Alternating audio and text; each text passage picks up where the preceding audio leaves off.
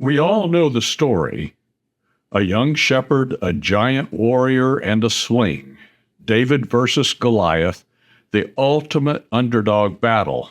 But have you ever wondered, was that sling actually deadly?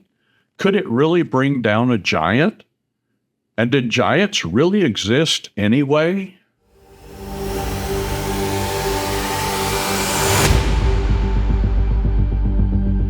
If you've seen any of my other videos, you know that I'm writing a series of novels called Age of the Kingdom, based on the time 3,000 years ago when Israel had a united kingdom under King Saul, King David, and King Solomon. The third novel will be released soon. A key episode in these stories, which are found in 1st and 2nd Samuel in the Bible, is the story of David killing the Philistine giant Goliath. The story is so iconic that it is the classic underdog story, and David versus Goliath is shorthand for any situation where a courageous hero faces impossible odds in fighting a large, overpowering foe. But could it have happened the way the Bible tells the story? Could David have killed Goliath with a sling? Of course, technically he didn't have to kill him with a sling, but only stun him long enough to decapitate him, which is what the Bible says David did. But just how powerful was the sling as a weapon? David's sling wasn't a child's toy. It was a weapon of war used by ancient armies for centuries. Slingers weren't just shepherds. They were part of elite units in ancient armies. The tribe of Benjamin, which Saul was from, was famous for slingers who could hit a hare and not miss. In my novels, when I describe battles, I give the Israelites entire companies of slingers made from leather or woven fibers. The sling had a pouch in the middle and 2 cords on either side. The user would spin it overhead to build momentum, then release 1 cord to launch the projectile. An experienced slinger could hurl a stone at speeds up to 100 miles per hour. That's 147 feet per second. Some studies estimate that with the right projectile, the force could match that of a modern handgun. Ballistic experts have tested it. A sling projectile at 100 miles per hour has the kinetic energy of around 100 to 130 joules, comparable to a .38 caliber bullet. If you get hit in the forehead with that kind of force, especially with no helmet, it could easily knock you unconscious or kill you outright. But it was worse than that. David didn't just grab a random pebble. He chose a smooth stone from a brook, likely dense, heavy, and round.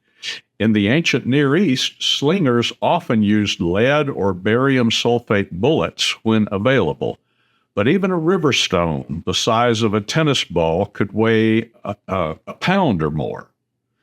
A well-aimed stone to the forehead, that could fracture a skull. Even a giant's.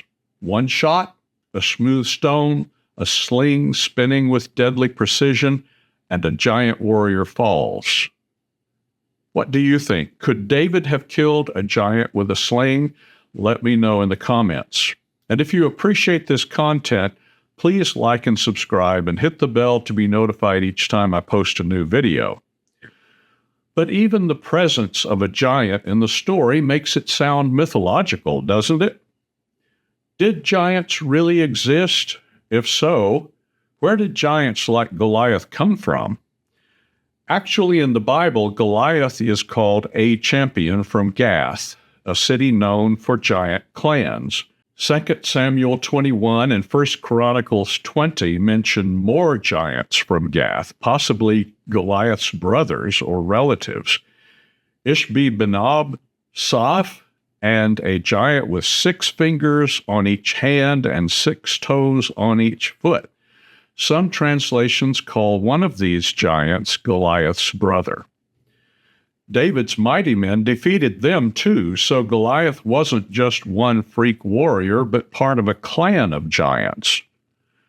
Remember, the Bible also says that when Israel was scouting the land of Canaan, which today we know as Israel, 10 out of 12 of the spies who were sent ahead would not advise Moses to take the land because they said, there are giants in the land.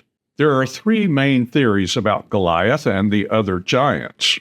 First, the Nephilim theory, which is about supernatural origins. Giants like Goliath are often linked to a mysterious group called the Nephilim, first mentioned in Genesis 6:4.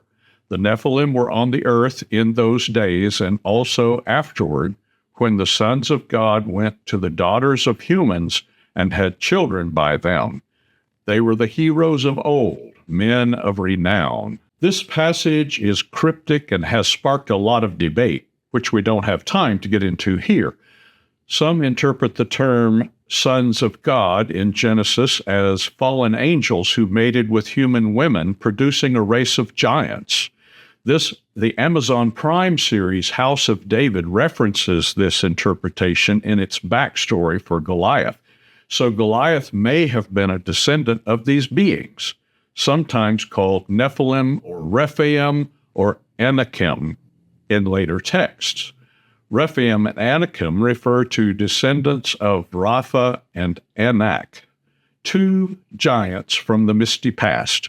The I-M ending in Hebrew is like the S in English, which makes words plural. There was a valley of Rephaim, which went southwest from Jerusalem toward the Philistine lands, so it means Valley of Giants. Deuteronomy 2:10-11 and Joshua 11:21 and 22 also refer to groups like the Anakim and Rephaim as giant clans that inhabited Canaan. It appears Joshua was able to push the giants southwest and they congregated in Philistine Gath. The second theory is cultural or ethnic giants, that is, tall warrior tribes. Giants may not have been the descendants of fallen angels and human females, but may have been unusually tall warrior classes or tribes.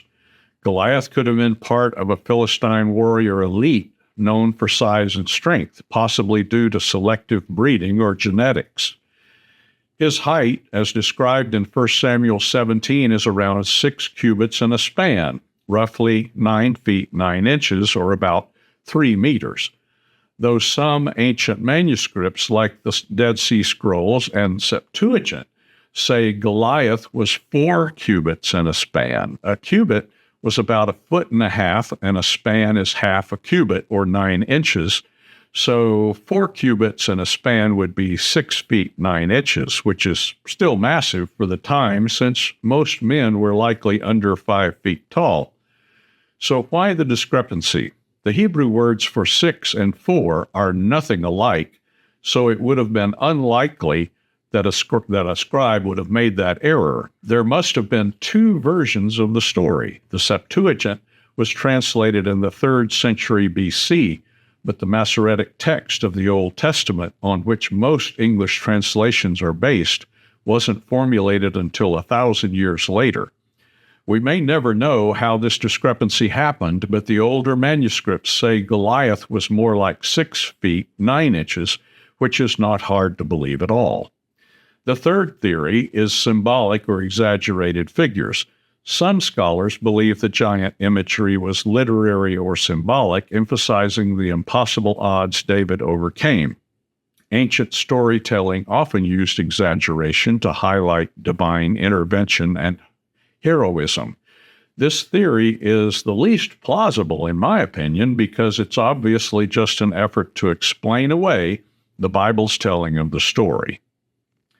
Is there any archaeological evidence of a race of giants? Some say no, but ancient skeletons over 7 feet tall have been found, so if Goliath was 6'9", that's right in the ballpark. Also, giant spearheads have been found that would have been very difficult for a normal-sized man to carry, much less throw. I'll leave a link in the description to a video by an archaeologist about these discoveries. There are also ancient records from Mesopotamia, Egypt, and Greece which describe unusually large warriors or demigods, suggesting the idea of giants was widespread. Those are usually dismissed as mythological, just as skeptics dismiss the David and Goliath story, but they may not be far-fetched at all. So is the story of David and Goliath plausible? I think it is.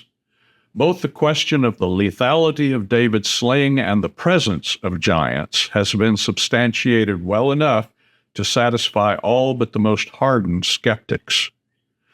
That's all for now. If you appreciate this content, please like and subscribe and hit the bell to be notified each time I post a new video. Thanks for watching.